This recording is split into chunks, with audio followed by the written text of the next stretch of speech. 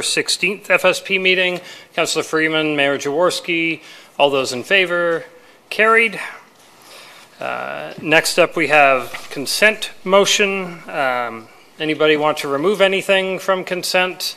Looking for a mover of consent then. Councillor Freeman, Councillor Burke, all those in favor, carried.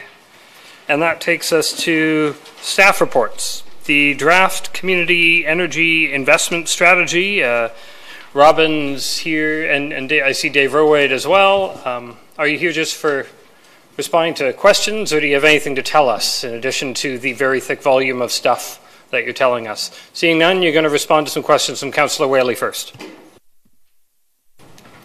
Really a fascinating report that points us to the future, and I'm just trying to get to the right page here. So this energy investment strategy for the Waterloo region, not just Waterloo, it's pretty detailed 22 points to improve our economic competitiveness. Goal number 1 is to significantly improve the energy performance of buildings. And what you know, in the next couple of years, we have 2 buildings that we're going to be building in Waterloo. One is a retrofit and a new build at the Waterloo Memorial Rec Center for $27 million. And the other, which we're going to be talking about later on, is the Waterloo, the new East Side Library for $8 million. So a lot of money that taxpayers are going to be spending. And the number 1 goal is to significantly improve the energy performance of buildings. How does the rubber hit the road in these 2 buildings specifically? What are we going to do to make these 2 buildings be efficient, energy efficient, and reach all the goals of this energy strategy for the next 50 years, the next 100 years, however long these buildings are going to be online? Sorry, let me maneuver for a minute. So I'll take a step back for a second. So this community energy investment strategy is looking at, or under this goal, development across the community. So both primarily private sector, but also public sector. Recognizing that the city has, it's a very long title, its corporate GHG emission and energy management action plan. So that it's that action plan that really governs a lot of the existing or the already identified retrofits that could happen to a lot of our facilities, which is implemented by our facilities and fleet group. And then we also have our green building policy that speaks to new development, and it, I think, has a square footage kind of criteria within that. So as it stands now, as I would understand it, that either the addition to the rec complex to the new library would really fall under that the existing green building policy that the city implements.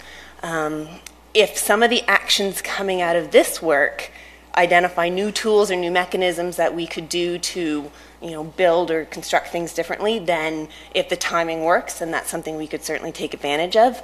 But this strategy is not necessarily going to provide specific direction on those 2 projects in particular. And isn't that a shame that we got $35 million worth of buildings coming right up? We got this policy that I assume we're going to approve tonight, and it doesn't even apply to our next few builds. My question is to Dave from the region. I mean, that's just a shame is my answer to that. But Dave, on a regional perspective, typically Waterloo, our green energy plan is to build to LEED Silver, and although we can't do it at the library because of this minimum square footage, we're going to try to achieve that anyway. Is that enough going forward for the next 50 years? Drawing on my experience from facilities management at the region, I would say for the retrofit project, it's a great time to consider what's called a recommissioning. So you look at all the existing equipment in there. Sometimes we build buildings, say in the 80s or 90s, and the purpose changes over time. And when you retrofit, you can make sure the building systems serve the current purpose. So we have found we've saved hundreds of thousands of dollars in operating costs by doing that. For the new build, is LEED Silver enough? That's our policy too. There's a straightforward way to look at the cost benefits of going further. I would argue there is often. It really depends on your budget and where the project is. But if everything hasn't been designed out, there's always room for improvement in its design. Other questions or comments, Council? Councillor Durrell? Well, I'm going to put my REAP hat on for a second. And how much work are we doing, as I was reading the strategy, realizing that we do have organizations that are doing some of this work. So how do we integrate them into our strategy? REAP could be an integral partner in implementation, particularly on reaching existing buildings. They have a long track record, as you know. They've demonstrated trust and proficiency in identifying ways to improve energy efficiency in homes, saving those homeowners money and reducing GHGs. We hope they can be part of a accelerated campaign for retrofits in the residential sector. Unfortunately, they didn't get this grant they were looking for from Ministry of Environment, and we're meeting with them monthly to find an alternative way. But the short answer to your question is we hope they can be a big part of implementation in the residential sector. I think I'll ask more broadly, Robin, David, either of you, in terms of next steps for where this is, what's coming next, and how those pieces are going to fit together with the community. We've got some folks in the audience as well tonight and reporting who might be interested in sort of the big picture for where this is going when it comes back in February and how we expect this to connect to really drive change. It's a broad question, but you didn't give an opening statement, but if you want to give that opening statement for the policy now, I think that's good backdrop context for the very detailed questions that we got from Council. So for immediate, more procedural next steps, so we're back towards the end or mid-February, just to meet timelines related to the grant funding. So we're here tonight. Dave's making the tour of the region, hitting up all the city councils and various advisory committees.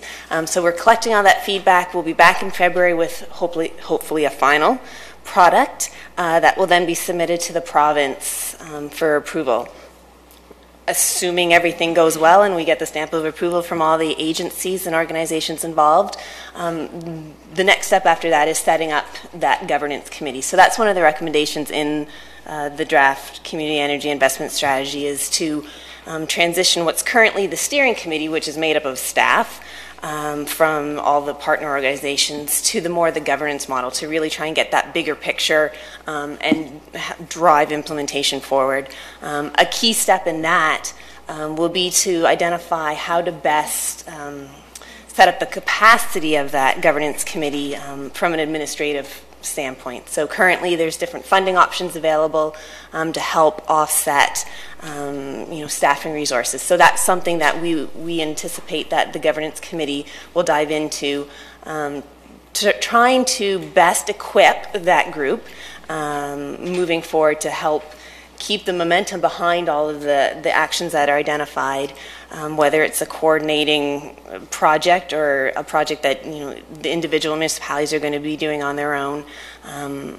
Either way, to help keep that momentum going, to get implementation started and up and running, and then in a position where we can report back on a regular basis. Yeah, I think there's certainly some significant vision that's coming out of this plan, as Councillor Whaley highlights. We have some investments we're going to be making, and perhaps some questions later today and then in December when the rec center comes back. But the community writ large is putting a lot of private money, either individual residents or larger owners, into investments.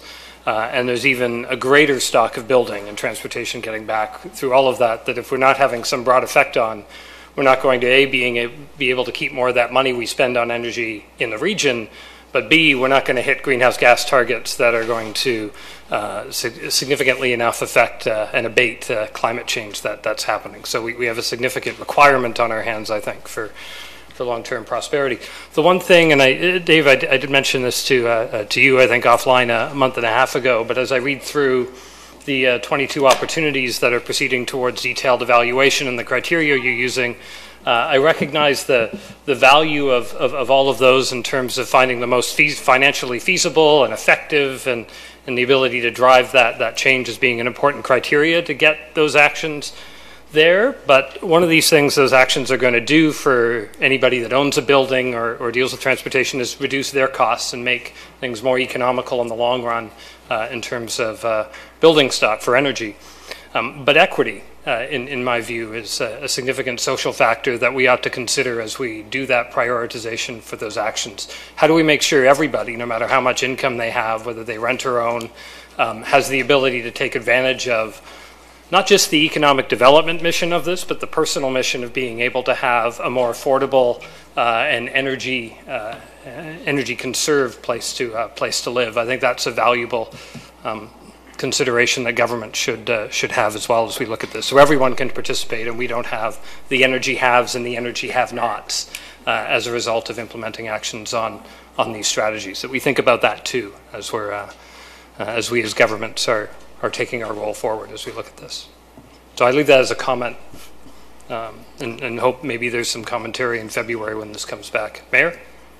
Certainly, I think it's a great compendium of strategic initiatives, including the electric bus, bringing on electric buses as a trial mode by 2022, something quick like that. Our EV charging station right out front of our City Hall here is this morning was chock full, so certainly the need for a broader network, and very pleased with this strategy, so thank you. So with that, I think we need a vote, which means we need people to be in favor of these things. Councillor Whaley wishes to move. Mayor Jaworski second. All those in favor? Carried. Next up, we have award of RFQ 17-33, replacement of fire services Aerial 1 apparatus.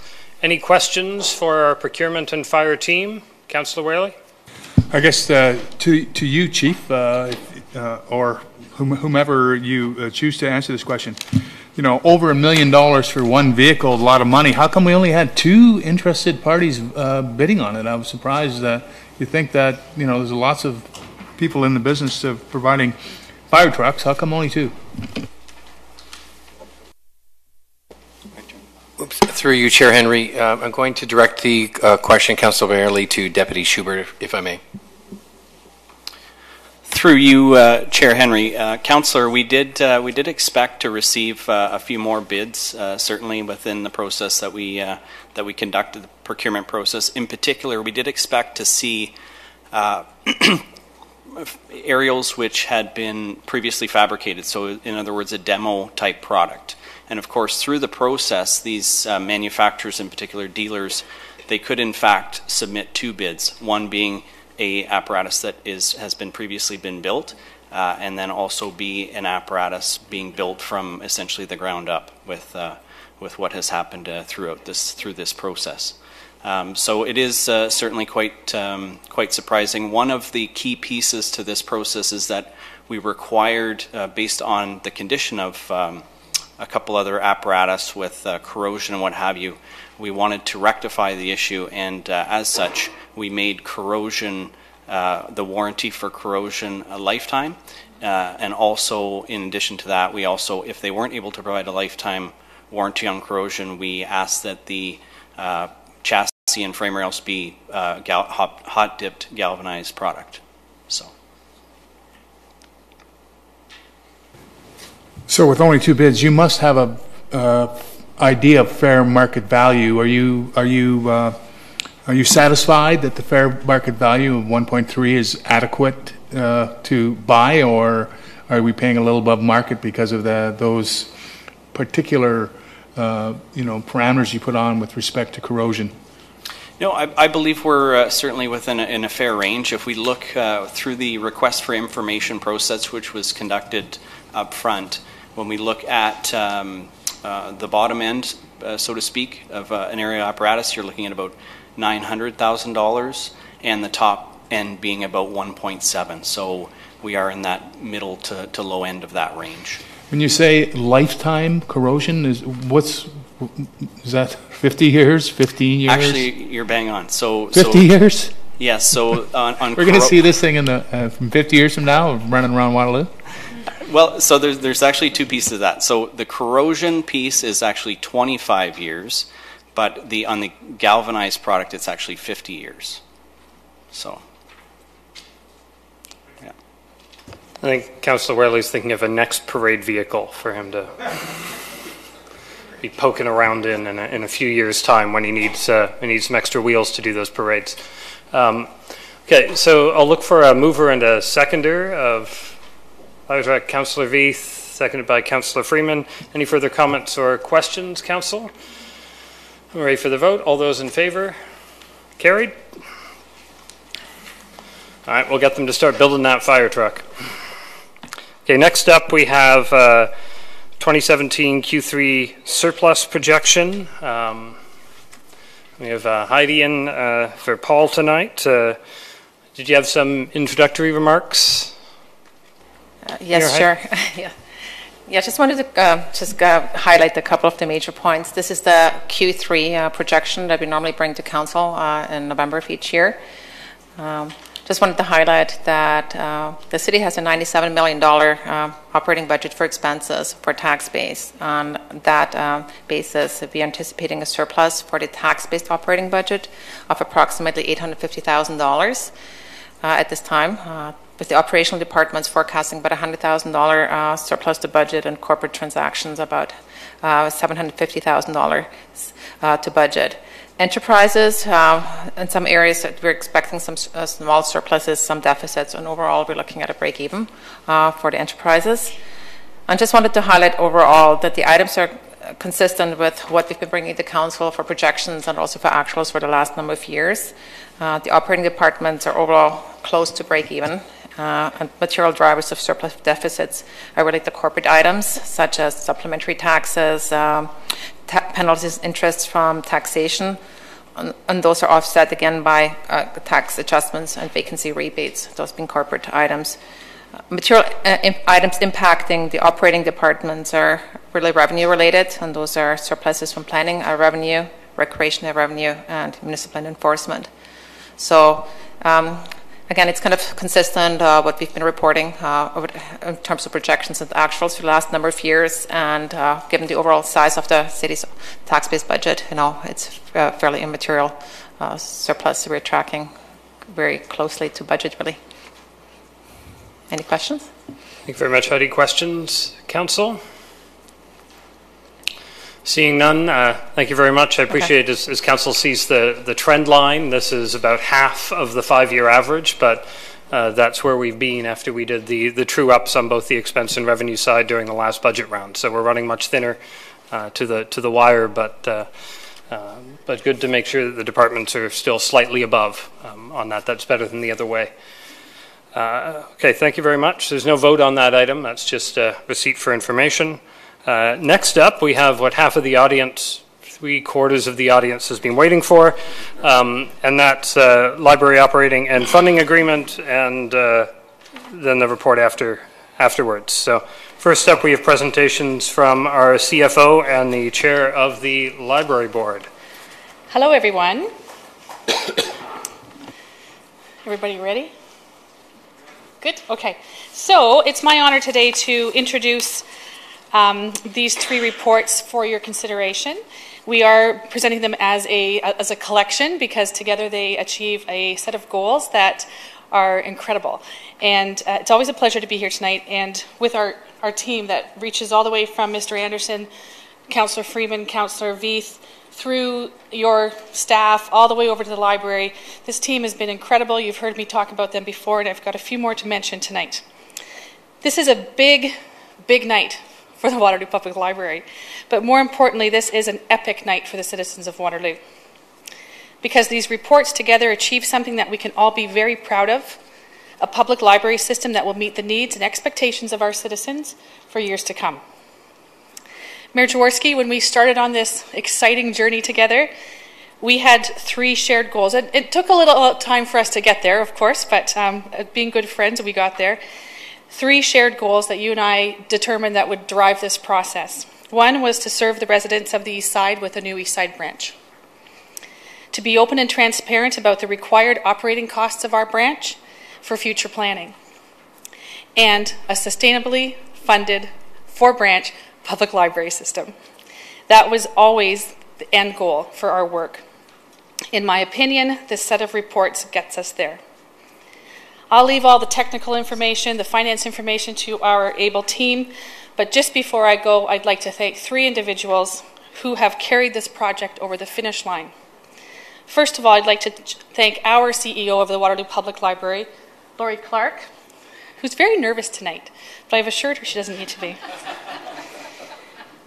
Because Lori is one of those leaders that very quietly gets stuff done. And I can tell you, as someone who's walked this journey with her from day one, that she has been determined and she has been successful in positioning the Waterloo Public Library for the future, for our community. I'd also like to thank one of my favorite people in this building, Ms. Keshwar Patel, who, on the very first day that she was here, taught me an enormously important lesson that I will never forget. That a municipal budget is a tool for building a community. I was listening. I really was. And Keshwar, your able skill and your leadership on this project is very much appreciated. And finally, Cassandra Pacey, who, in my mind, I've always known from my work with the fire department and here with the library that if you have something to be figured out, pull Cass in because she'll figure it out. And any good computer scientist knows that you need an elegant and effective solution. And Cass is the one to find those solutions. And I can tell you that tonight we're here. If it wasn't for Cass, we'd be sitting back at Rim Park trying to figure this out. Cassandra is an enormously important part of your finance team, and we're eternally grateful to you. So with that, 3 incredible women who have made this project come to life, I will turn it over to Keshwar to take it from here. Thank you. Thank you, Karen, for your kind words on behalf of the Water Library Board. Mayor Henry, good evening. Mayor Jaworski, sorry, I should have said Chair Henry. Mayor Jaworski and members of Council. The report before you today is a significant milestone and progress in our working relationship between the library and the City of Waterloo. We have indeed come a long way since February 2016 when Council approved advancing the 3-year funding as an interim step. Since that time, as Karen Cian pointed out, to the credit of Ms. Clark and her team, the library took measures to become sustainable for the existing 3 branches. This was foundational for both parties to be able to proceed with developing a brand new funding agreement. This new agreement before Council today sets a completely different funding methodology for the library, and yet you will notice it is a very familiar one. It is based on the same principles that the City uses to balance its budget, providing funding for inflation and a proportionate share of the assessment growth to the library. Service level changes will be addressed along with all City service level requests to Council. That is the crux of the agreement that we agreed to with the library and that we have a meeting of minds. And with this, I would like to thank Ms. Clark and her team, Ms. Philippa Reynolds, and especially Ms. Cassandra Pacey for all the work that has been done in the past 8 to 9 months to bring this to a close, along with several other improvements in the agreement that Ms. Pacey will outline in her presentation.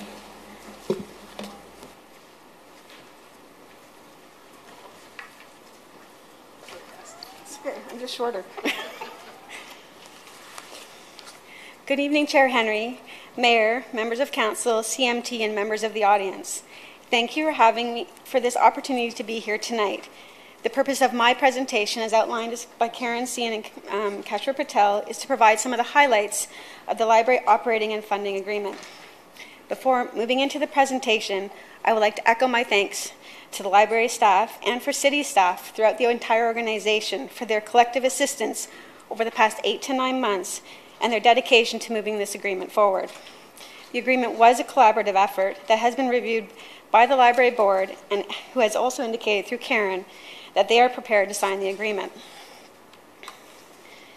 The proposed agreement is a comprehensive document that, if approved, will replace 2 existing agreements, the library funding agreement and the library operating agreement. This proposed agreement will meet the intent outlined in both those documents, and if approved, will have a 10-year term starting January 1st, 2019, ending December 31st, 2028. In a historical context, the funding agreement has been in place since 2007 and has been renegotiated several times, as the agreement terms have traditionally been 4 years, with the current agreement ending on December 31st, 2018. Beyond the cyclical nature to update the agreement, on February 8, 2016, Council directed staff to develop a new operating model that's financially sustainable for a 4-branch library model, and I think we've done it. In regards to the operating agreement, it was originally drafted during the construction of the John M. Harper Branch Library, was in construction, and was for the purpose of outlining roles and responsibilities for both the library and the city. The agreement was 10 years in length, and as a result, this is the first time we've updated that agreement. The update includes wording to allow for the Eastside Branch Library to proceed without the agreement renegotiating, an important context for this council and tonight. So over the next few slides, I'm going to identify the highlights. So one of the highlights that's key on the funding aspect is the removal of the existing calculation methodology and the requirement that we compare it to other municipalities. That it's always been a difficult one because if another municipality approved a new branch or they didn't approve a new branch, we were comparing ourselves and we were marking ourselves at the 50th percentile, and that was difficult. Another component is that we removed the number of households in the comparative aspect to determine our funding, because we never knew if a municipality was including their students, excluding their students, or if they had students. It was always kind of unclear. So what we've done is we've added 2 new calculation methodologies. So like Keshwar mentioned, there's an inflation aspect. So we're going to treat the library the way that we treat our city budget. So we're going to give the library a portion of funding based on CPIX or inflation. This is intended to provide an inflationary increase for their base operating expenses, such as COLA or utilities. Then the other aspect is the growth.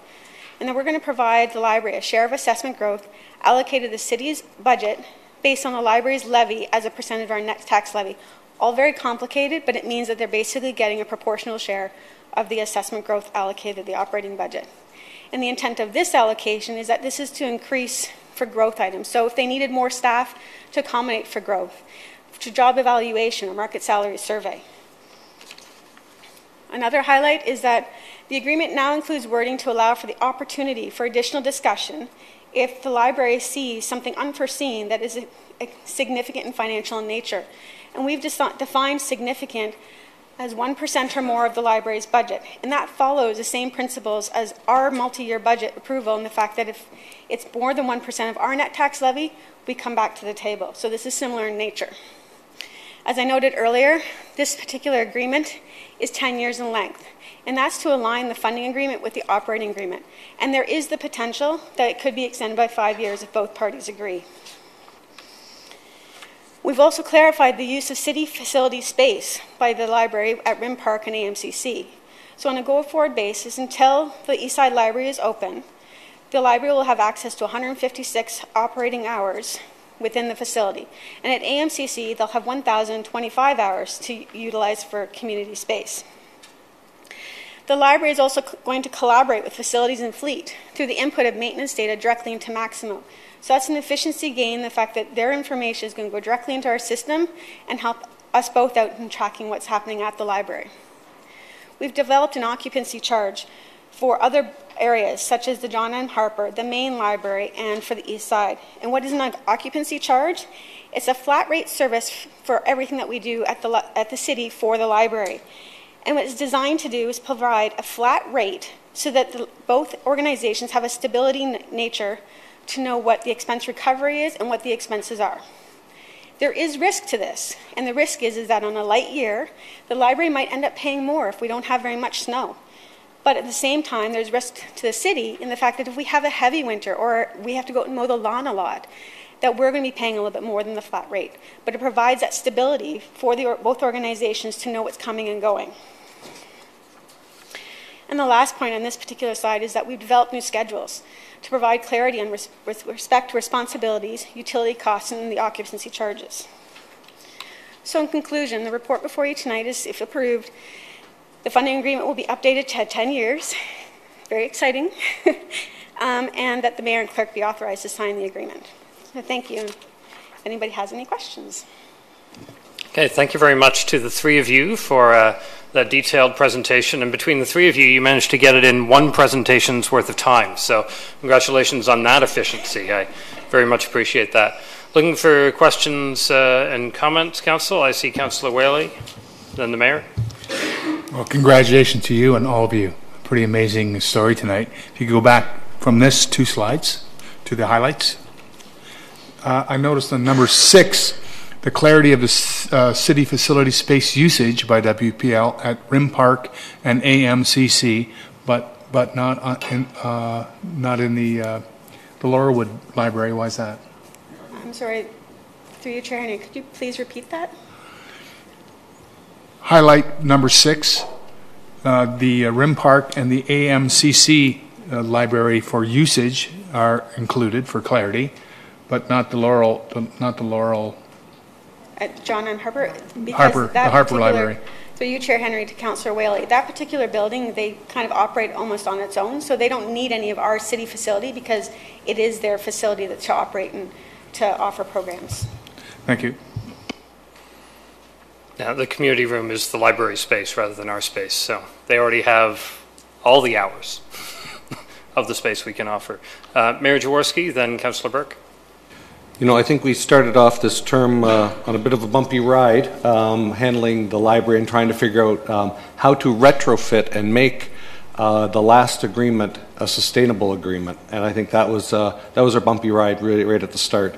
And I think it's thanks to the board, all the members of the board, and Laurie's organization for taking charge of the extra monies that we contributed here as a city and trying to make it work, getting Harper Library open again on the Friday. But the reality is, as you said, Cassandra, until 8 other municipalities open one branch, we wouldn't have under that funding model enough money to open another branch and fund it properly. And I think that was always our goal, and the fear on the board side was the fact that we'd give them a new library, capital, but no operating agreement. And I think we've certainly solved it here. I'm hearing it from both sides, and something that will go out to 2033. 2 years past, 2 years later, 2 years after, we'll have paid off of Rim Park. So that's a good thing. So it takes out far enough and start off bumpy, but I think we're there tonight. So thank you all for your work on the sustainable agreement, literally over 2.5 years, really. Thank you. Councillor Burke.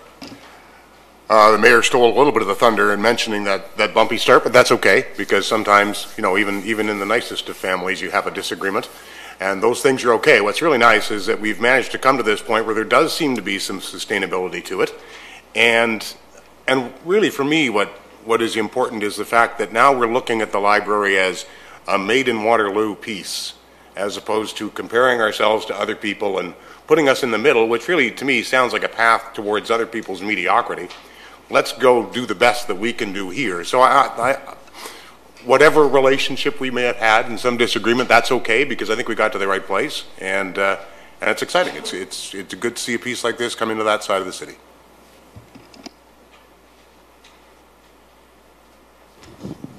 I just have a comment, not a question.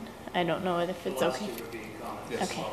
So I'd like to move the motion, if you want. Let's get on that on the floor now. I'll let the ward councillor, Councillor Freeman, move the motion, and I'll look to our library liaison, Councillor Veith, to second that. Councillor Freeman, go ahead.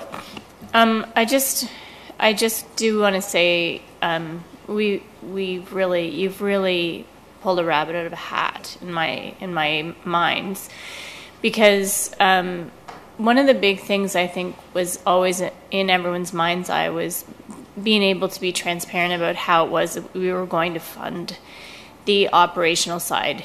We certainly did plan ahead and set the resources aside for the capital dollars, but it was always going to be very important to help the broader citizenry understand how it was that we could fund this extra piece.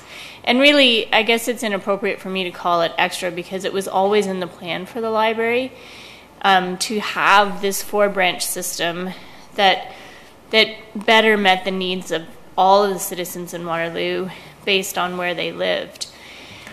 And I was worried about that. I was worried about bringing in an operating agreement after we built the library and basically saying to the broader citizenry, well, here's your tax increase for this year because we've built this library. Whereas I think what you've done here, Cass, is you've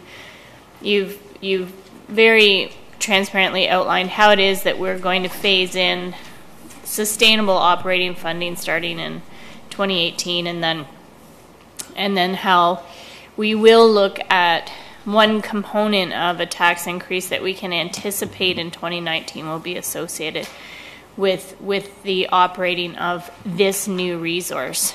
And so I think I appreciate that. I really do appreciate that transparency. And I also appreciate the fact that we're doing this now, and we're not going to make this a campaign issue. We're not leaving this for another council to decide. But we're saying we're building a library and we're funding it. And that is the right thing to do. I think we'll still have the feasibility study coming up next to confirm all of those, but certainly the operating agreement's there. Any other comments on? We're building a library, and this is how we're going to do it. I just want to make sure that we know we're voting on the first half, and we'll need the second half in a couple of minutes. Any other comments, Council, on the operating agreement? I'd add to Councillor Burke's note about the path to mediocrity that the 50th percentile and household policy could have taken us towards. If we go back far enough, that 50th percentile policy was to take us from mediocre to good, maybe to adequate, somewhere between adequate and good. But at that point, we stalled. And this is an agreement that can take us from good to great, and to put the obligations of getting there and the resources to do it, certainly the stability and predictability to do it, where it belongs, in the hands of our library board and their eminently capable staff. Because that's their job. It's their strategic plan, it's their view, it's how they're going to get us there, and we cooperate on finding a path that's sustainable so that we can free them to focus on that, on really taking our library system in Waterloo from good to great. And that's what this operating agreement does for us, I believe, today. So with that, it's on the floor. Seeing no further comments, all those in favor? Carried.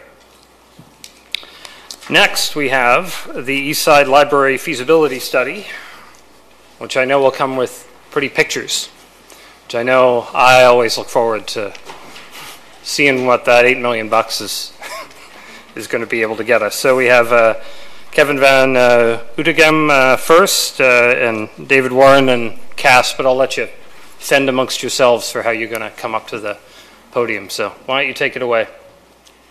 Thank you, and good evening, and thank you for the opportunity to be here to present. It is my pleasure on behalf of the entire project team to bring to you this evening the final results of the feasibility study for the proposed Eastside Branch Library. I know we as a project team are very excited about this, and it's the culmination of a year-long effort, a lot of hard work, a lot of dedication, and I would certainly echo the comments that have been heard so far this evening on what a great process I think it's been, and again, how proud we are of the product we have to deliver to you this evening. In terms of the recommendations for Council's consideration, we ask that Council approve the report 2017-085. We ask that Council approve the Eastside Branch Library feasibility study report, including conceptual designs as attached. We ask Council to direct staff to advance the Eastside Branch Library project as outlined in Section 6 of the report. We ask that Council remove the requirement for LEED certification of the Eastside Branch Library as specified in the City of Waterloo's Green Building Policy. And finally, we ask that Council approve in principle the Eastside Branch Library funding strategy identified in Section 5 of our report. In terms of where we are in the overall process, I won't dwell on some of the items which we've presented at our last council meeting in September, but I've highlighted and read a few of the new ones since then. In terms of the feasibility study, we have completed the public engagement, and I'll speak to that briefly in a moment. In terms of agreements, we were just talking about the library funding and operating agreement, which was completed. And in terms of next steps, what we're proposing is to advance to detailed construction documents in the new year. In terms of the public engagement, detailed findings can be found in the report, but we did do 2 public information sessions at Rim Park in September. We had over 50 members of the community attend those events, as well over 275 respondents replied to the online survey as well that was distributed. And generally, I would say overall there was widespread support expressed by the community, and certainly willingness to see this concept proceed to reality. In terms of the feedback, there's a few themes that emerged, which I will just briefly touch on.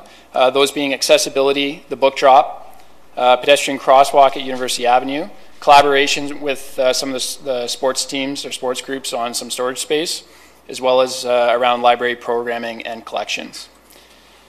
So next, I will turn things over to David Warren, architect at Studio Canoe Architecture, and he will walk through the final renderings and design concepts for the proposed Eastside Branch Library. Thank you very much. David? Thank you. Good evening, Council. I'm David Warren, Studio Canoe Architecture. Well, we met 2 months ago, and we took you through the whole design process, starting with the needs assessment of the library and the community. And then we looked at synergies with Rim Park, and then looked at the design and the overall cost, and concluded that indeed we can, with a 13,700 square foot library addition, we can meet the needs of the community. That's approximately 40,000 collection items, books and CDs and that sort of thing, and that we can do this within the budget of $7.8 million. That's the total project budget.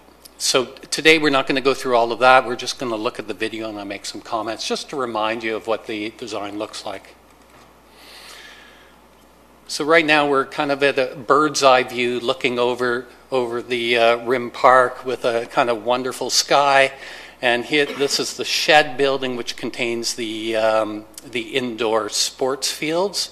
And right across the street on the left here are all the outdoor sports fields.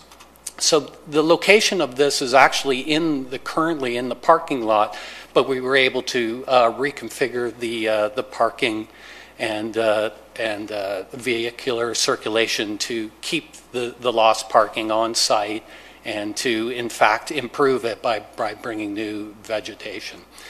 As you come around to the front entry, this is where most people enter the facility, the site, and you can see that the building is front and center. It's a landmark building with a kind of sculptural effect. You can see the gas fireplace chimney and reading courtyard on the right here, and down the way these two yellow pieces are the silos that mark the two existing entries, and we're providing a new entry here. So coming around the front, this is the main public elevation. It's about 50% glass and 50% insulated metal panel. That allows a lot of light and energy to transmit inside and outside. And of course, the big canopy here protects the library from the summer sun while letting the winter sun in.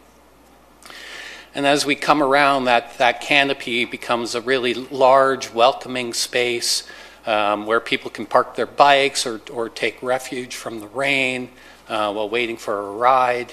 A nice, wonderful, public entry. So here you can, we're coming in at an angle, but this space right here is the shared lobby. So you go left into the Rim Park building, which is where the gymnasiums are, and you can turn right into the library. So both facilities will have doors that can secure. Therefore, this lobby can be a 24-hour book drop. This door, by the way, inside the lobby is also access to the Rim sports storage. So we're kind of picking up synergies here. Now, this big blue wall is we're imagining is going to be a big public art event. We haven't decided exactly where the public art goes, but there's a great location. And if it doesn't end up being the parking lot, I imagine we would want to turn this into a gallery of some type. There's the book returns. You walk down a short hallway looking out over the plaza to the main library. So this hallway acts as a bit of a sound buffer too, because there's a lot of noisy traffic going into the Rim Park. So this helps buffer that sound. And when you get in here at the RFID gates, you can see that there's an AV room which allows for video and band practices, which is really common in modern libraries.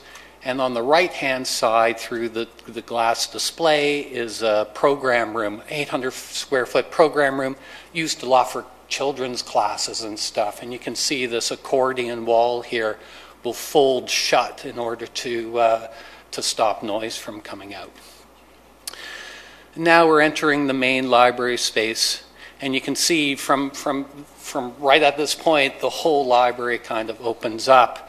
There's your friendly librarian at the help desk there, ready to help you navigate your way through the information world. I'm just making this up now. There's some new reads and quick books for people who are looking to just grab a novel while their kids are playing hockey. And then all in this space here, we haven't designed it yet. It's still pretty schematic, but this is the maker space where there'd be 3D printers and Lego robotics going on and all that sort of thing. As we move kind of further in, you can see the kids department is in this zone. And of course, we would move the furniture to create a really nice kids zone over there. And on the right here is kind of flexible furniture that can easily be moved out of the way so that you can hold all sorts of events in the main space here. And moving a little bit further ahead, you can see at the very end, looking out over the landscape and into the sports field, is the reading room with a gas fireplace, a cozy space, and just beyond there, you can see the adult reading stacks, which eventually leads to a study room. And smack in the middle of the plan here is this computer room. And typically, you don't even need computer rooms. Today, they're talking about having a laptop rental, that you can just swipe your card and rent a laptop and sit anywhere to get access to the internet. But in this case, clubs, game-playing clubs, like kids after school come to play Minecraft, you can shut the doors down and they can have well, not too loud, but a fun time kind of playing computer games in here. So that's a quick tour, and I can just say that I was thrilled to work with the whole team here. And it was a real team effort, and I wish you all the best of luck in your future phases. Thank you.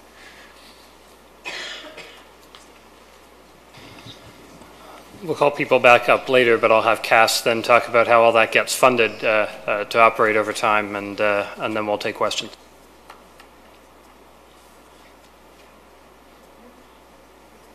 Thank you. So thanks, Kevin and David.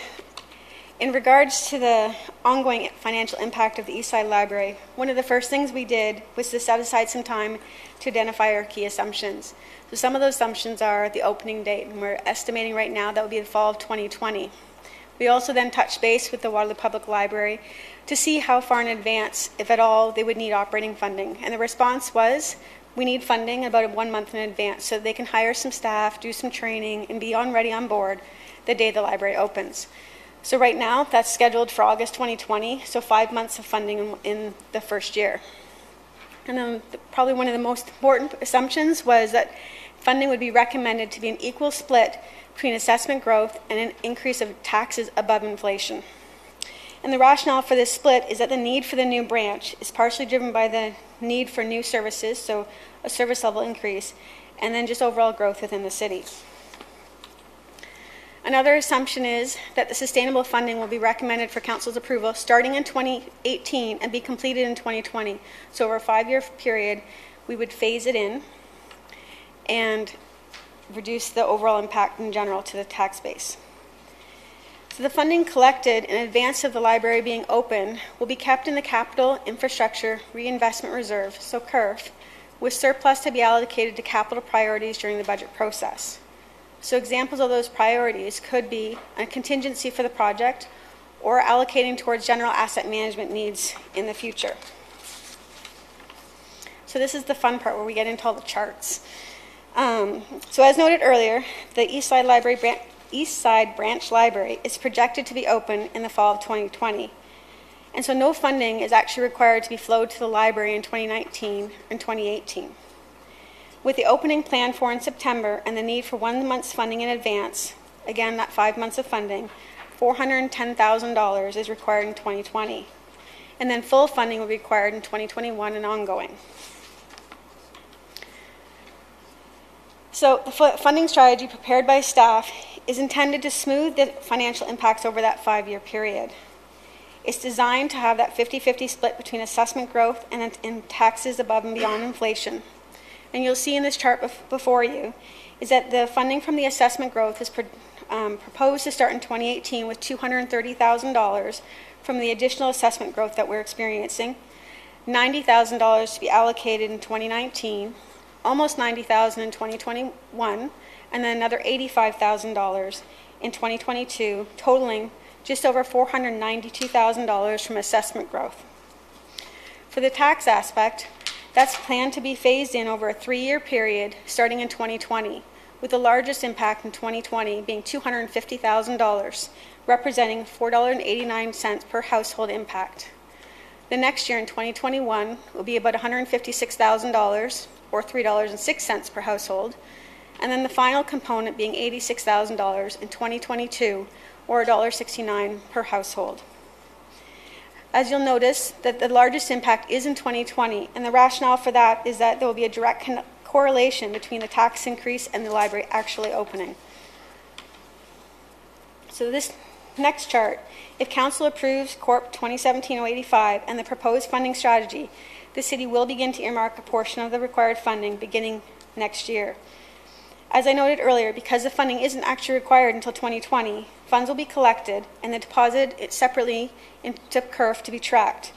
So we would collect $230,000 and deposit that directly into CURF. And then in 2019, we've increased it by that $90,000 for that annual drop into the CURF will be $320,000. And then 2020, although we haven't actually assigned anything else from assessment growth, we've increased the additional taxes above and beyond inflation by $250,000. But that's actually more than what we need at that time. It's about $160,000 more than what we need. So what we're going to do is we're going to put that aside in CURF, and the whole intention being to smooth the impact. So in 2021, we need $984,000, but we're not sustainable yet. So what we're going to do is we're going to draw $171,000 from that CURF money to smooth out that impact to the residents. And then the final year in 2020, we're sustainably funded, and we don't need to draw anything from this money. So we would have about $538,000 available in CURF to act as potentially a contingency to the East Side Library or to go to future asset management priorities throughout the organization. So just to summarize it, in 2018 and 2019, we don't need any money to flow to the library. And then in 2020, we need that $410,000. So there's that $320,000 that's in the base budget already through assessment growth.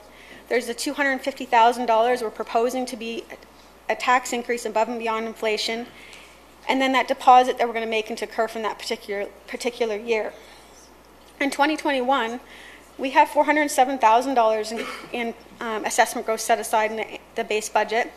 We have $406,000 from taxes above and beyond inflation, and then there's that draw that I mentioned earlier, the $171,000 to bring us up for that 1-year top-up to fund the library in total that year.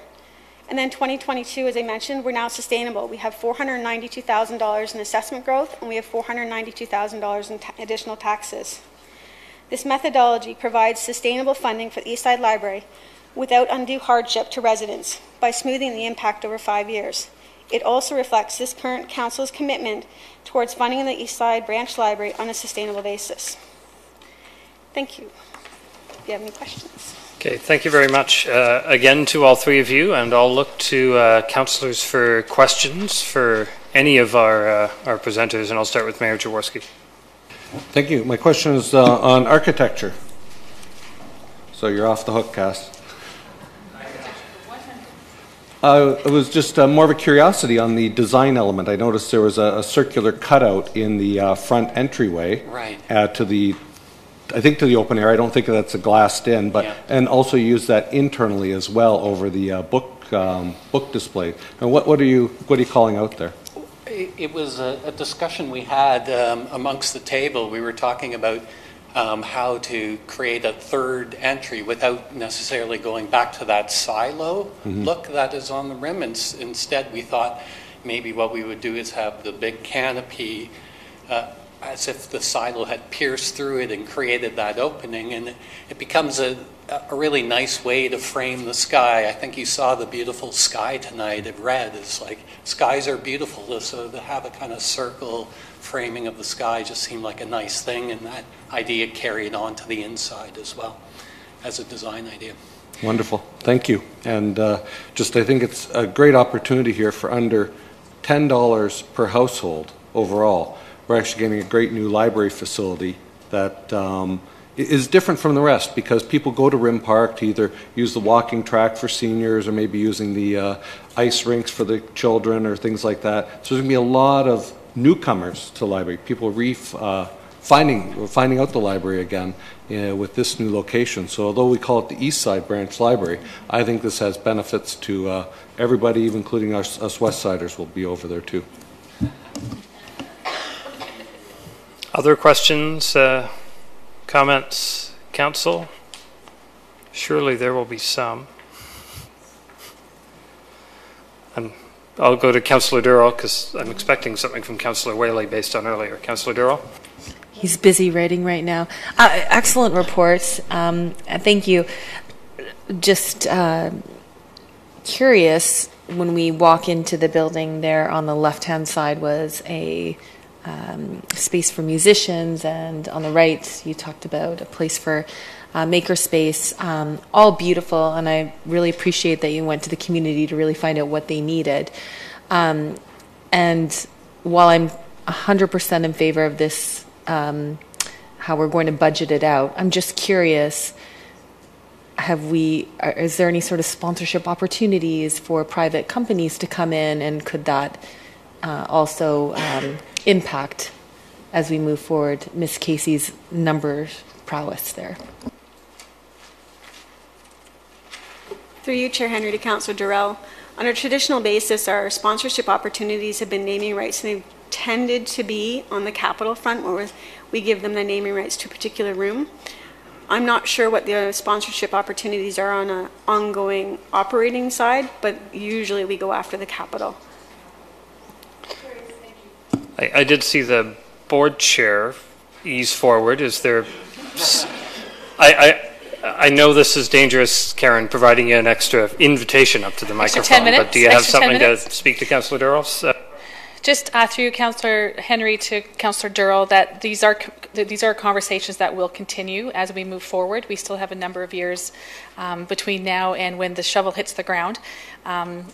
And we are interested in investigating what is possible around that file. And it will be a joint effort between the city and the library to figure that out and to move forward and find those special people who want to participate in this project. So thank you for the question. Councillor Whaley, do you have questions for the group? My comments will be encapsulated in the vote. Fair enough. Any others, Council? Questions I had then for our design team, whether or not, I don't think this is architectural necessarily, but speaking to sustainability, I did note with interest that apparently there's a minimum size for LEED. I wasn't aware of that, but okay, fair enough. That deals with Councillor Freeman and my comments 2 months ago on the expense of LEED versus the value of going further in terms of sustainability. Well, we can't file for an expensive LEED process, since there is no process for us to expense. But I was wondering if you could speak to opportunities to drive sustainability in terms of energy efficiency, water efficiency, other elements of operating savings efficiency. Give us a sense. Can you give us a sense of what's built into the numbers before us, and if there were additional naming opportunities or other things to drive some further capital cost savings, whether we're looking at things that could drive us even further in terms of efficiencies and operations. Wondering if you could speak a little bit more to that. Sure, thank you for that, and to you, Chair Henry. Picking up on a comment earlier around this idea of operating energy use, which I think is an important one. Although we're proposing not to certify to LEED, we're not necessarily saying we won't build to LEED principles. I think that's built into the cost estimates here. We we haven't shaved things down to the last penny and excluded things like that. We've actually built in a cost premium as if we were going to build to LEED, but just not go through what can be an onerous process, an expensive one to actually certify the building. So that's on the LEED piece. In terms of things that have been done with the building itself, there's some decisions that were done consciously early on in order to address this idea of operating energy use. One, I think, is placement on site. You'll notice there's a lot of north-south exposure, which, as David said, is very beneficial for controlling solar heat gain in the summer. And there's, not only does the overhang look nice, but actually serves a function as well by shading the building. You also notice that the building isn't standalone. It's actually connected to the existing RIM facility. And again, what that does is it sort of, you can imagine we sort of took a bite out of the building envelope and absorbed that within the existing building envelope. So now we don't have sort of an entire box sitting out in a green field getting hot and cold all the time. We've sort of limited our exposure to a certain extent. In terms of other things with the heating system, for example, and I won't get into all of it, but I'll just kind of highlight some of the other ones I think are important. We've considered radiant in-floor heating, which I think in this case we've looked very strategically at where to use it, where children might be sitting on the concrete floor, for example. So rather than heating an entire space, we've sort of said, well, let's use radiant in-floor heating, which is actually quite efficient and puts the heat right on your feet or right on your seat if you're sitting down on the concrete. So another thing we've looked at is doing single-zoned air handling units. So rather than asking the air handling unit to serve multiple zones, which can create issues, we've actually done single zoning, which allows you to sort of have a higher level of controllability in terms of distributing heat into your building. And then we've done sort of the other things such as LED lights. We're proposing a building automation system that would be connected to the existing RIM facility. And again, echoing a previous comment about recommissioning of the BAS at RIM, that's something that we've been exploring as well, just to sort of fine-tune existing systems within the building. So I'll maybe leave it there for now. Yeah, and I think that's useful given the community energy investment strategy Councillor Whaley was speaking to earlier, this is going to stand for a long period of time, maybe not as long as longer than the corrosion fire truck that Councillor Whaley's going to ride on in a few years. But so it's really important for us to think life cycle. And I saw Cinda paying attention because Cinda certainly will be in charge of making sure our commissioning at Wim Park is effective. And I assume he's an active participant with elbows up in our capital budget process to make sure we seize the opportunity of construction to do this right. Okay. Other comments, Council? I'll look for a motion to put this on the floor. Councillor Freeman again, then I'll look to Councillor Veith, and now I'll look for comments on the motion before us. Councillor Freeman, then I'll go to Councillor Whaley. I kind of feel like Councillor Whaley was first. But I was going to start with the movement, yeah. but I'm happy to go wherever you go. Okay. Well, I am. I really think this represents a tremendous amount of work, and I know that there was a pretty good turnout of people at RIM Park when the feasibility study was being undertaken, and there's just so much conversation about this library branch in the ward. The mayor and I spoke with two groups of grade 5 students who were cheering when we said that the library was coming, both from the near Rim Park. And as I said earlier, I think that the work that the finance team has done and the months of, I don't even know how you deduced all this, Cassandra, but working through this so that we can be transparent about how much it's going to cost. And I think the mayor's right, it's less than $10 a day. And I'll be honest with you, it was really or $10 per year, I should say. Yeah. It was really hard to put this library off when we agreed as a council to move forward with Harper. And then when it looked like the library was going to fall off the table altogether, that was just, it was a non-starter for this community, in my opinion. And I think that this council has agreed that that was a non-starter and sent everyone back to look at how we make this happen. And we did it. And I'm really I just really can't wait to walk through that door and see what this is going to look like. Councillor Whaley, then Councillor Veith. Your vote will be your comment. Okay, Councillor Veith, then I'll take, that's one less. Councillor Veith.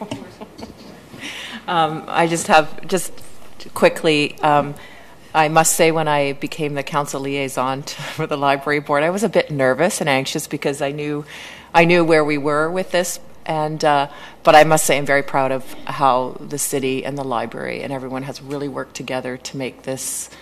I mean, this whole financial thing is amazing, and congratulations to Cass, working with Cass on another project too. That she's brilliant. Anyway, so I must say thank you to everybody, and yeah, I'm really happy to support this project. Thanks. This has certainly been a long journey, as Councillor Freeman has highlighted, from the conception of moving from a 2 to a 4 branch model to today. I think the one thing that we've sort of skipped over as part of all of these reports from the last time we forecasted when this branch could be constructed is it's almost a full year earlier, because the design will start in 2018 rather than 2019, because the community consultation has proven out how aligned what's before us is with their expectations and their needs. And we've had some funding opportunities, which we'll get to next, to allow us to begin cash flowing this over a period of time, which will minimize the incremental impact on the public in this very necessary increase of service. So I'm thankful to our finance team and the broader team with the library for thinking through how we can get there, because that we need to get there is one thing, but how we get there is a really challenging piece. And I think we're all privileged that Cass has moved over to asset management, where we need a lot of really good thinking about a lot of things that we need to get from knowing about it to getting it done. And so we'll continue to use her for all of the other assets at the city, in addition to this fantastic East Side Library branch. So with that, I'll call for the vote. All those in favor? Several people trying to vote twice, and all those, that's unanimous a couple of times over, I think. And if you then wave your hands when they're in the air, that's applause too, but we don't do that in the chamber. But that's useful. So that passes. Thank you very much for all of the work on all of this. And this is, of course, only the beginning of the work. Now one has to design it and build it, and then commission it and run it. But we know that's the work of love and joy for everybody in our library system. So thank you very much. Next up, we have the 2018 budget. Presentation from Keshwar Patel, our Chief Financial Officer.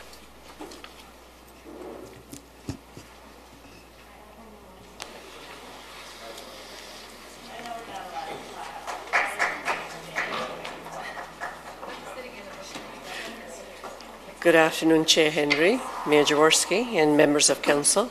I will take the clap as not yet for the 2018 budget, but we've certainly got some major milestones that we've accomplished. And I certainly do want to thank Ms. Philippa Reynolds for her guidance all through the whole library negotiation process and the East Side Library funding also. So moving to the budget process too, as the Chief Financial Officer of the city, it is my pleasure to present our staff recommended 2018 budget. Before I get started, I would like to thank Ms. Philippa Reynolds and the financial planning team, my CMT peers, and all the directors that participated in this abbreviated budget process. On February 8, 2016, Council approved a 3-year operating budget for 2016, 17, and 18, and a 3-year capital budget and a 7-year capital forecast. At that time, our process started with the development of the strategic plan that brought in over 1,000 citizen responses. We refreshed our vision for the city based on what we heard from our community, from council, and from staff. The strategic plan established the priorities. These priorities worked their way into our planning studies, our servicing master plans, and our district plans. They were also incorporated into our business plans and priorities for each service area. These priorities were also embedded within our budget initiatives as indicated in this chart. As part of our 3-year budget process, we had extensive public engagement with Open City Hall for our online survey 2 pop-up city halls, as well as budget issue boards posted at 4 facilities and several videos posted on our website.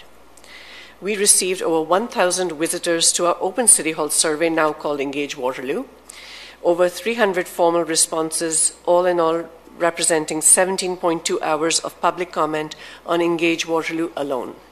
And that is how Council deliberated on the 2016 to 2018 three-year operating and capital budget.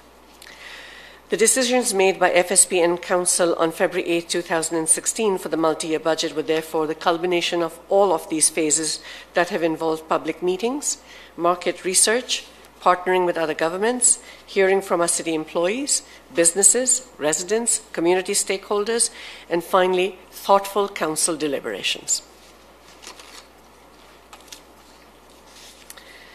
So the City of Waterloo approved its first multi-year budget in 2008 and continues to be one of the front-runners in Ontario in this regard. The multi-year budget process and approval is beneficial in many respects.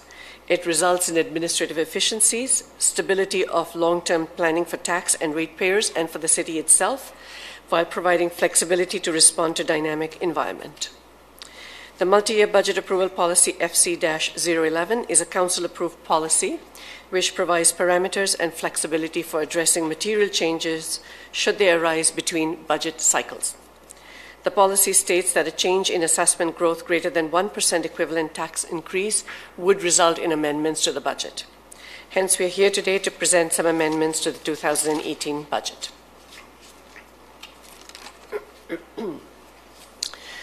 Due to strategic policy planning and decision-making by City of Waterloo Council over the past several years, there has been continued growth and intensification within the city borders, resulting in increased and accelerated assessment growth.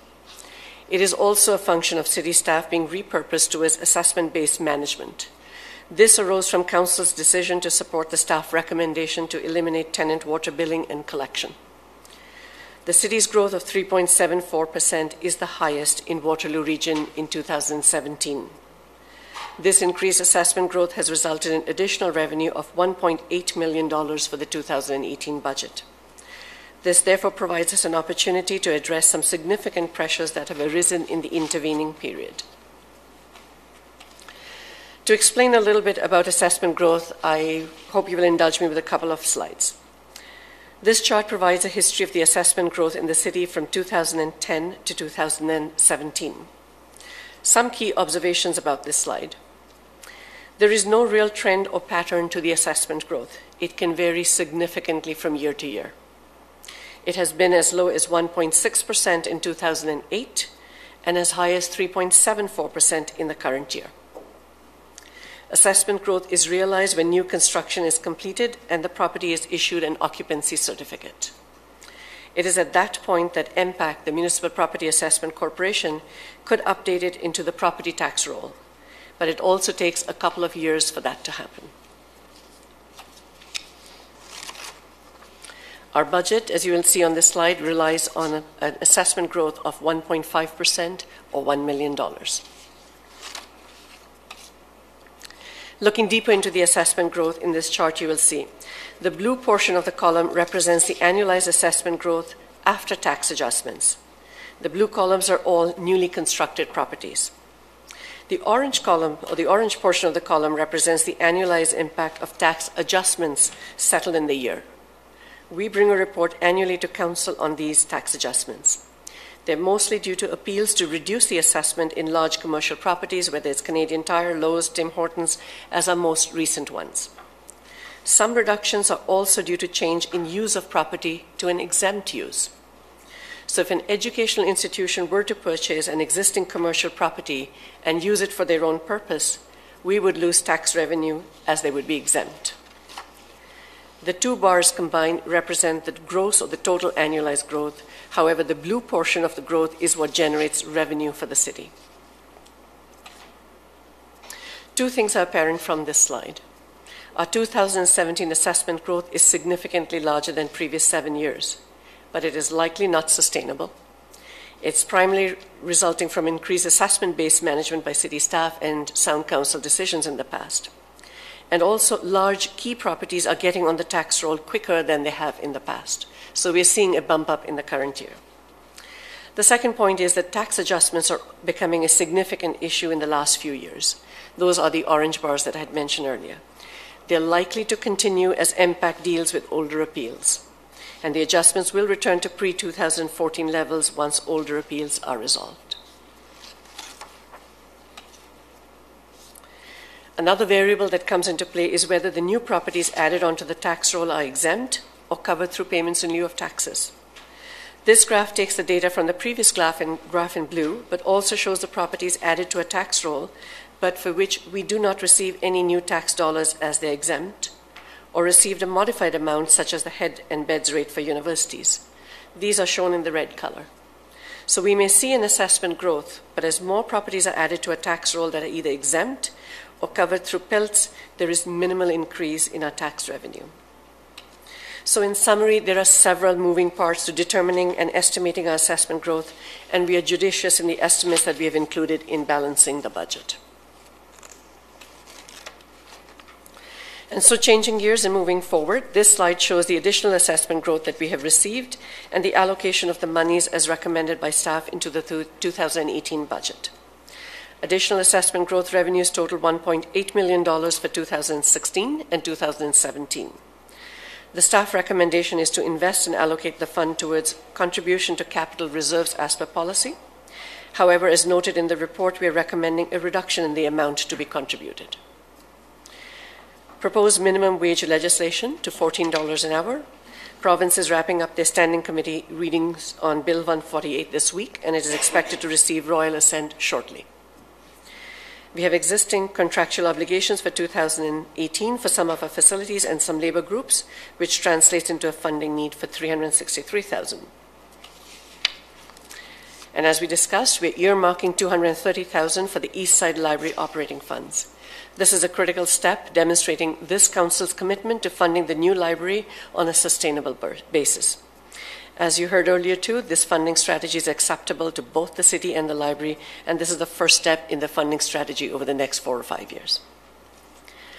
Another item that we're using the funding for is to reduce the previously approved tax increase and resetting it from 2.4% to 2.1%. And finally, addressing the funding gap in the Waterloo-Wellington Local Health Integration Network, that's quite a mouthful, program for $80,000. The City of Waterloo is fortunate to have received this level of growth and as a result is able to address these 2018 financial impacts of proposed minimum wage legislation, which is a significant cost to other cities and would need to be addressed otherwise through a tax increase or user fee increase or service level reductions. While this accelerated growth is providing the city with flexibility to address a significant amount of pressures in 2018, the growth rate is not expected to be maintained at this level indefinitely. So in summary, our 2018 tax levy that is before council is $72.2 million. The chart here outlines the breakdown of the levy into our major services.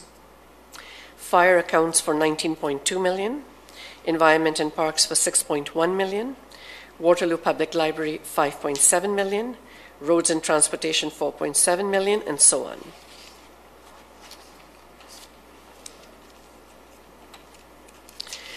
Presenting that information in a different manner, on an average house in the city of Waterloo assessed at $373,000, the annual city portion of taxes would be $1,295. These tax dollars per household are allocated as per the graph. Fire would be $345, facility and fleet maintenance $144, Environment and Parks $109, Waterloo Public Library $101, and so on. I would point out that services that do not generate revenues rely a lot more on the tax levy for funding versus those that are able to charge a user fee. And so to recap our conversation and to provide some background and context, Council approved our 2016, 17, and 18 budget on February 8, 2016. We presented the detailed budget in December 2015 and continued with our presentation of business plans and our public engagement between these two dates. When we presented our report in December 2015, the CPIX was 2.2%. Council approved a tax increase of 2.2%, which is at inflation for 2016. and Council approved an increase of 2.3% for 2017 and 2.4% for 18, a 0.1% in each of the following years. However, there are different factors in consideration for 2018. We do have lower inflation, we'd have Bill 148 with its financial implications, and we do have higher than expected assessment growth. And so staff are recommending that we reset the 2018 budget for a tax increase of 2.1% instead of the previously approved 2.4%. This represents an increase of $27 versus $31 annually per household, or $2.25 per month per household.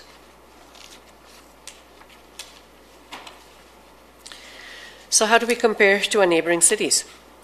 Using the data from BMA studies that compares financial information across municipalities in Ontario, for a detached bungalow, the chart here for 2014 to 2017 shows that the local taxes for the city of Waterloo and Kitchener are very comparable. I must point out that this is the portion of the tax levy that this council controls. As you can see, the Waterloo is in the reddish column, Kitchener in the green, and purple is Cambridge. Pretty much Waterloo and Kitchener are neck to neck, with Waterloo being slightly lower up to 2017.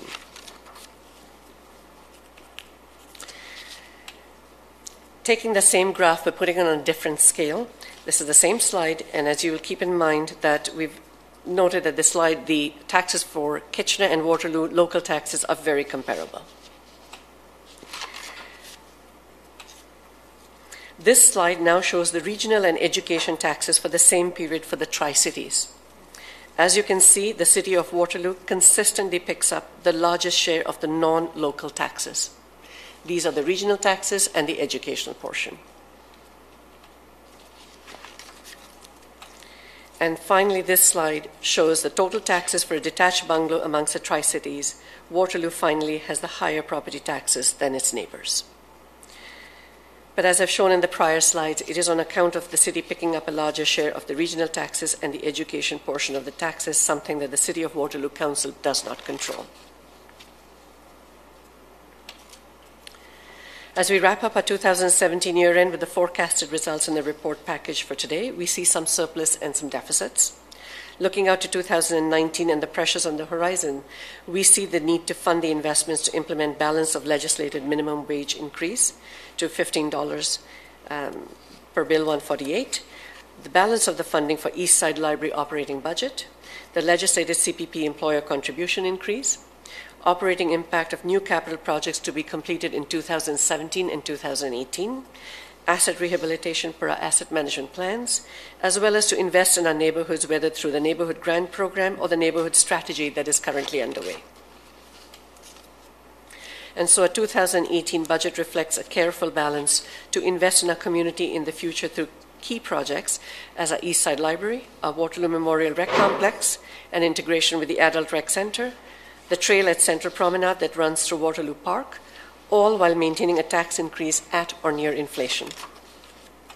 And so our recommendations to Council, as indicated in the report, cover a contribution to capital from the increased assessment growth, allocation of funds towards the minimum wage increase for 2018, allocating funds towards existing labor and contractual obligations, earmarking $230,000 for the operating costs for East Side Library, covering the shortfall in provincial funding towards the LIN programs, resetting the tax rate to 2.1%, and reaffirming our updated capital program. And with this, I'm open to any questions, along with Ms. Philippa Reynolds. Thank you very much. Look for questions from Council. Councillor Whaley. Well, thank you for your presentation and for your hard work over the year. The question that comes up is that we've been doing a fine job of keeping our local taxes, our Waterloo taxes, low. But when our citizens get the bill, it's higher because the regional taxes we pay seems higher than anywhere else. Why are we paying more than our share of regional taxes? Through you, Chair Henry, to Councillor Whaley, the regional portion of the taxes is based on the value of the properties, or the assessed value of the properties in each of the cities, and it's on that basis that the share of the regional budget is allocated. So the properties in Waterloo region have a higher value, and therefore we do pick up a bigger share of the regional taxes. It's not the properties in Waterloo region, but in fact the properties in Waterloo, because they're assessed higher by the province, we pay more regional taxes even though our city taxes are lower. That's right. Hard to convince anybody of that because they get their tax bill and just see that one number. Absolutely, and that's why I took it upon myself to put that message out there, and maybe that is something that needs to be covered by the media or through social media too. Well, we can always ask them, but they never print that. Well, it's such a good story. We've given the data from the BMA Man, if I was a studies. reporter, I'd be reporting on that. Oh, there's still time for a third career. Other questions, and certainly that's a story that I think it's always useful to tell, and it's not just that the province assesses properties in Waterloo on average higher than in Kitchener or Cambridge. So do purchasers when they buy them, and these do get set by the market as well, where there's data. Mayor Jaworski. I just want to thank the team. I think this is a great lesson in effective and efficient government, where some of the investments that we made in the finance department and work that the finance department has done in terms of bringing recommendations to us of work that doesn't need to be done. There's better work out there.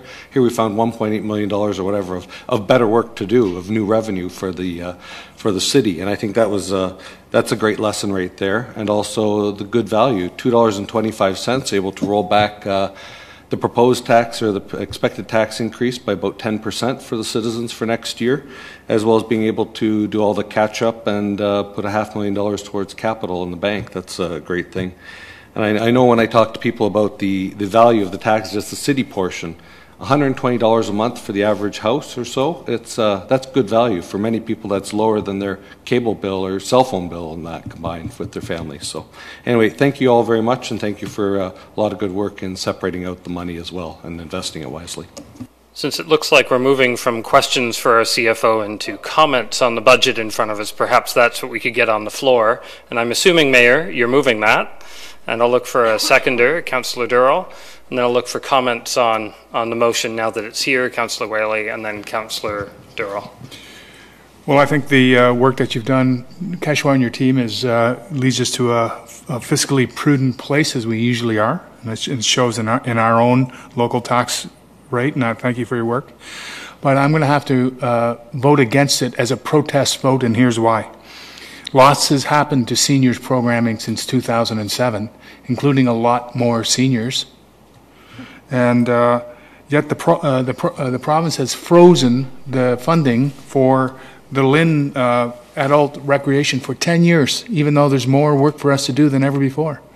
And here we are in a situation where do we let the program lapse because the province doesn't fund it, or do we step up and ask our own taxpayers to have to foot the bill themselves? Essentially, the province is downloading more work for us to do. If we want to provide the service, we have to pay for it ourselves. I think that is so unfair, so unreasonable, so ridiculous that in spite of the fact that you did a terrific work on your budget, I'm going to have to vote against it as a protest for the provincial government's negligence on behalf of the seniors in our city. And I'm happy to take that particular recommendation separately if it helps on the rest of the line. So, Councillor Durrell? Well, I think Councillor Whaley and I are on the same page as far as this is concerned. I will be voting for this, in favor of this. But, when we see this amount of money come forward, I, for one, get pretty excited about it because there's lots of amazing projects to fund. And I just wanted to note, and actually the first thing I should say is congratulations. Thank you very much for the work that you do. The reason why we're nitpicking is because it's such a good report. There's no questions to be asked. You did a great job. So thank you very much, everyone. But just to make the point that I think half the money is going towards saving the Lynn project, which we really agree is an important thing, and also the massive increase in the minimum wage, which is something we have to plan for 2 years in the future as well. So, it's a hard one to swallow. Other comments, Councillor Freeman? I appreciate the budget and the work that you've done. It's hard to not agree with this because of the amount of money that we're being able to set aside for the library, and that's a very different way that we've been able to approach that. But it is very concerning that municipalities, and I'm going to say many other individuals who help deliver on healthcare programs are gap filling. It's all healthcare providers across the entire sector, and that is really, really concerning. We have to keep this LIN program going. It is just too important more broadly to our citizens, and so I appreciate the fact too that it's outlined in this report just how much resources are being allocated to some funding envelopes that don't really fall within our mandate, and so it is transparent in that way, and I appreciate that. So seeing no other hands go up, I'll offer a brief comment on this. In addition to thanking our team, thank you for the work that you do every day, but extra budget time, which is what this is, because of the earlier assessment growth that has come in, thanks to work of MPAC, but also work of our staff to track it down, has afforded us the opportunity to deal with some pressures that we have to deal with. Minimum wage is a pressure that is coming on January 1st, and we have to deal with it. We have on the other side of the coin, we have a great opportunity, as we already discussed, to begin cash flowing the library and show this council's commitment to the residents of the east side and all across the city on a sustainable 4-branch model. So that's a positive opportunity. And we also have an opportunity to reduce the size of the property tax increase that was originally proposed and take it back down most of the way towards inflation. I was digging through other documents, and the province recently tabled its fall fiscal update, and the consensus private sector forecast for next year of CPI, they didn't print CPIX, is 2%. So we're able to get that back down into the ballpark despite dealing with these pressures that are coming from the provincial government, either directly or through 10 years of neglect of a program, and still able to advance some significant priorities for residents across the city, not just the ones in this item, but the ones that we originally considered 2 years ago in our 3-year budget process, which includes a substantial reinvestment in horticultural and forestry staff for environment and parks. Folks were starting to notice, and people of all incomes and all ages gather in our parks, and it's important that they be a well-funded and respected gathering place, and that's what this council did, and that's what we will do. That's part of this budget. In addition to operating impacts of capital that include pending regional construction completion of King Street and of the expansion of Mary Allen Park that we're doing in many other places. We're taking all of these on as well for those operating impacts. So those are very important components of this budget that we're not changing today, but we're continuing to show our commitment to what we heard from the public 2 years ago in terms of where their priorities lay. So I'm certainly happy to support this here today.